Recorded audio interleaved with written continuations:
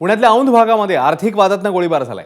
अनिल ढमालेकडनं आकाश जाधव या व्यक्तीवर गोळीबार केल्यानंतर स्वतः डोक्यात गोळ्या घालून त्याने आत्महत्या केली आहे। औंधमधील ज्युपिटर चौकात आकाश जाधवचं ज्वेलरी शॉप आहे। हे शॉप त्याने अनिल ढमालेला चालवण्यासाठी दिलेलं। मात्र दोघांमध्ये आर्थिक वाद झाला आणि हे दोघं एकाच दुचाकीवरनं बँकेत जात असताना मागे बसलेल्या अनिल ढमालेने आकाश जाधववर गोळीबार केला।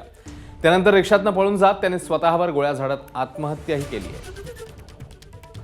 मंदार गोंजारी अधिक तपशील देतील। मंदार, अनिल ढमाले आणि आकाश जाधव हे व्यावसायिक भागीदार होते। आकाश जाधवचं स्वतःचं ज्वेलरी शॉप होतं जे त्यांनी अनिल ढमालेला चालवण्यासाठी दिलेलं होतं। पुण्यातल्या औंध भागामध्ये हे ज्वेलरी शॉप होतं। मात्र दोघांमध्ये पैशांच्या देवाणघेवाणीवरून वाद सुरू होते आणि या वादातून हा प्रकार घडलेला आहे।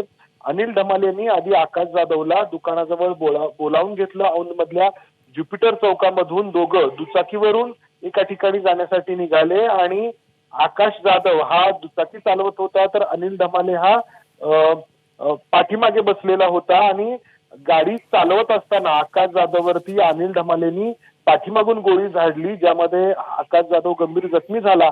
त्यानंतर अनिल ढमाले तिथून पळाला आणि एका रिक्षात बसला आणि काही अंतरावरती त्यांनी स्वतःवरती देखील गोळी झाडून घेतली आणि त्यामध्ये त्याचा मृत्यू झाला।